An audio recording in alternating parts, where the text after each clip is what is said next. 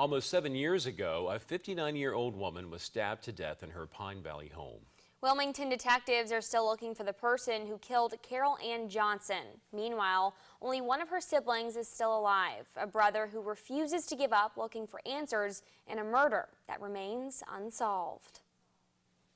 She was a kind soul, very caring, would literally give anybody the shirt off her back. Carol Ann Johnson was Rob Johnson's older sister. Our father was the Saving Private Ryan story. He landed on Omaha Beach D-Day morning, and so his sort of strength and perseverance was incredible, and then our mother was very passionate, so Carol had both of those streaks. They also had a brother named Mark. Rob says they were all very close growing up in Wilmington. I'm the last one standing of that family of 5.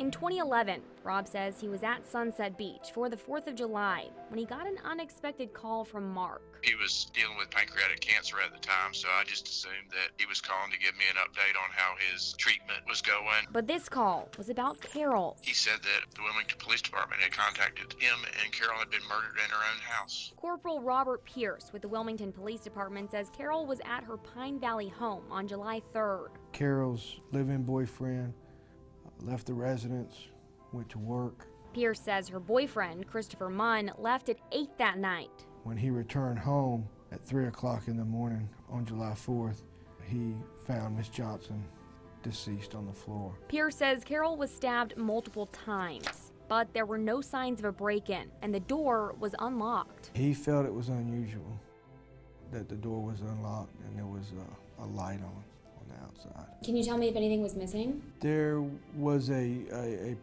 old pocketbook that was missing that was found a few days later. Neither detectives nor Rob know who did it, but they do know this. Whoever did it, she knew. I'm certain of that because, she let the person in. Rob says Carol didn't have any enemies that he knew of, but she was also a very private person. She had a boyfriend at the time. What did you know about their relationship? She was 59 years old, never been married. She had, several college and over the years, but, I guess the right person never struck her fancy. Well, in this case, she was, very excited to be married. He says the wedding was supposed to be in May of 2011. She had to call her engagement off. As she confided in me, she found out some stuff that didn't set right with her and felt it was important not to get married at this time. Rob says after calling off the wedding, Carol asked her fiance to move out. She was no longer living there. I think he was trying to get back in her good graces. Can you tell me whether or not the boyfriend was ever a suspect or if his name has been cleared?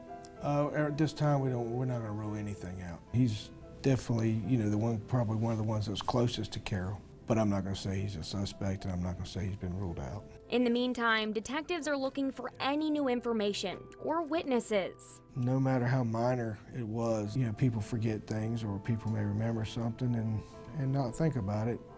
And it could be, very detrimental to solving the case and bringing justice to Carol. And Rob believes justice will come.